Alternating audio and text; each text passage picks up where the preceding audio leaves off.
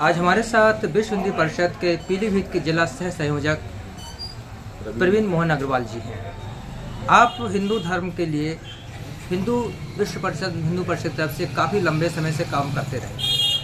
अभी हम लोगों ने एक मुद्दा उठाया था, उस पर काफ़ी कार्य किया था कि हमारे जो आराध्य हैं उनके चित्र या उनकी मूर्तियाँ किसी भी प्रकार की ऐसी वस्तु पर ना छपें जो कि बाद में कचरे में फेंकी जाती है या गलत जगहों पे जाती है, उससे अपमान होता है।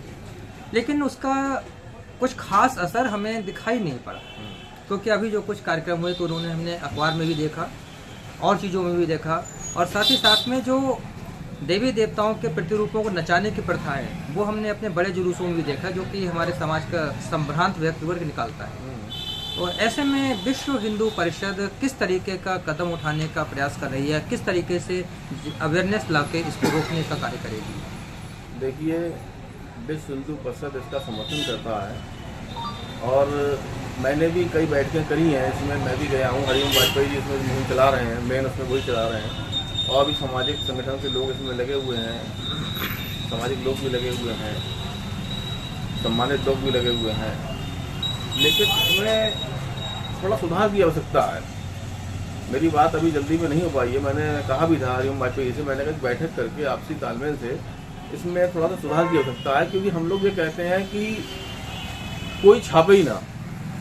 अब मान लीजिए किसी के शादी का कार्ड छप गया तो वो कार्ड तो नहीं फेंकेगा। तो हमारा कहना यह है कि वो व्यक्ति जिसके पास कार्ड पहुंचा, ये उसकी नैतिक जिम्मेदारी हो जाती है कि वो कार्ड को संभाल के रखे, या कोई भी ऐसी छपी हुई तस्वीर उसके पास जिसके पास ही पहुंचती है या कोई लेके जाता है। तो क्योंकि कभी कभी होता क्या, हम लोगों का जो संगठन है, जो हिंदू संगठन है, उसमें भी ऐसा नहीं कोई ये खाली यहीं चल रहा है। भाई हमारे प्रांत में और भी जगह से पत्रिका छप के आती हैं, तो ये कोई नया तो चीज़ नहीं है। तस्वीरें, कैलेंडर पहले भी छपते रहे हैं। तो इसमें सुधार की आवश्यकता ये है कि हम ये देखें कि हमारा जो भी हम छप रहा है या कहीं भी धोखे से छप गया, पहली बार कोशिश हमारी ये रहेगी ना छपे, लेकिन अगर छप गया है कहीं तो जिसके पास वो है सामग्री, ये उसकी जिम्मेदारी हो जाती है कि वो उसको संभाल के रखे।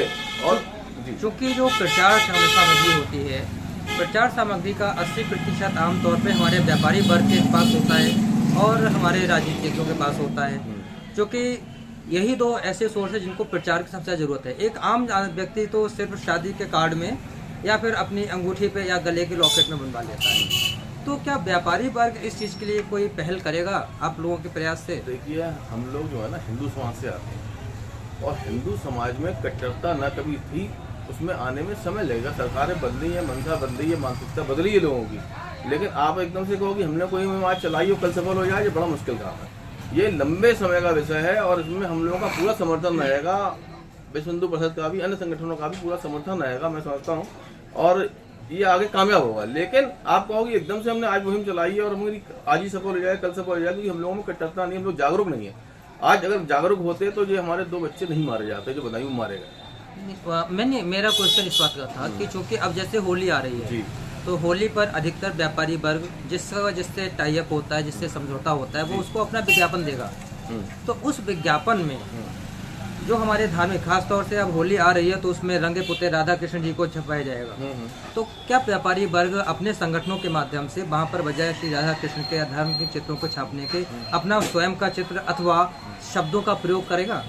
इस चीज की पहल तो व्यापारी वर्ग कर सकता है। व्यापारी वर्ग ने हमेशा पहल करी है, व्यापारी वर्ग हमेशा आगे रहा है और हमेशा सम्मान करा है, हमेशा सहयोग भी करा है। और आज मैं देखता हूँ कि जब से ये मुहिम चली है, शायद आपने भी महसूस करा होगा, आप भी संगठन में जा रहे हो और बैठकें कर रहे हो, देख रहे हो, आप समाज में जा रहे हो, तो आपको ये संदेश देखने को मिला होगा कि पहले में और अब में फर्क तो आया, काफी फर्क, नियर अबाउट 50% का। लेकिन आप कहोगे एकदम से बदल जाए दुनिया, तो बदल नहीं सकती, इसमें समय लगेगा। एकदम तो नहीं बदलेगी। बाकी हमारा आह्वान है सबसे, हम तो ये कहते हैं कि भाई जो हमारे देवी देवता हैं, अगर जहाँ पे हैं तो वहाँ पर जिसके पास है कोई चित्र अगर है तो वो ये नैतिक जिम्मेदारी उसकी हो जाती है कि वो उसको संभाल के कैसे रखता। इसमें थोड़ा सा ये भी है कि जो मूर्तियाँ या जो विग्रह हमारे क्षतिग्रस्त हो गए हैं, खंडित हो गए हैं, तो उनके विस्थापन की, उनके विसर्जन की व्यवस्था भी कहीं ना कहीं करने की व्यवस्था करने पर लोगों को समझाना पड़ेगा। हाँ, नहीं तो विसर्जन जैसे हमारा गणेश जी का होता है और जो विसर्जन होता है देवी माता का होता है, उसी तरीके से इनके विसर्जन कर सकते हैं। बिल्कुल कर सकते हैं, है ना।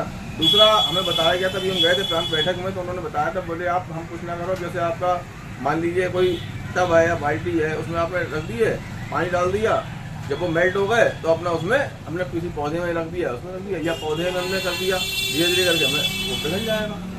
तो इस तरीके से भी हम कर सकते हैं। अब होली का त्यौहार आ चुका है, जी तो ऐसे में आप आम जन को क्या संदेश देना चाहेंगे? भाई, सभी को मेरी तरफ से देशवासियों को पूरे बधाई, पीलीभीत वासियों को बधाई, और जो हमारा प्रत्याशी आ रहा है उसको भी बधाई। वैसे प्रत्याशी कौन आ रहा है, कुछ बता पाएंगे? देखिए, प्रत्याशी तो भारतीय जनता पार्टी इसका नाम है, तो आप समझ सकते हो कि कुछ कह नहीं सकते, कोई भी आ सकता है, कुछ भी हो सकता सारे है। सभी लोगों के लिए रास्ते अभी खुले हुए, किसी का रास्ता बंद नहीं है, जहाँ तक मेरी समझ है। खैर, जो भी आने वाला है हाँ, उसके लिए हमारी उसके लिए तरफ से शुभकामनाएं। शुभकामनाएं। धन्यवाद।